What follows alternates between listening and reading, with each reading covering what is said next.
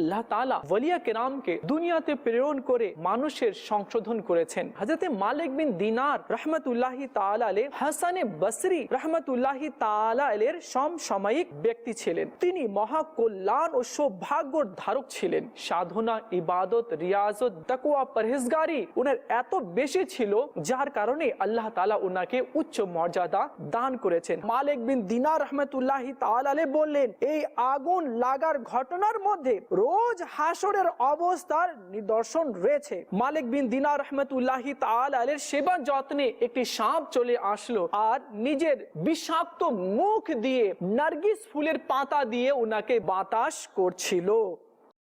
দেখুন ধারাবাহিক অনুষ্ঠান আউলিয়ায়ে কেরামের জীবনী প্রতি রবিবার রাত 9:30 মাদানী চ্যানেল বাংলায়। আমাকে নিজের এবং সারা দুনিয়ার মানুষের সংশোধনের চেষ্টা করতে হবে।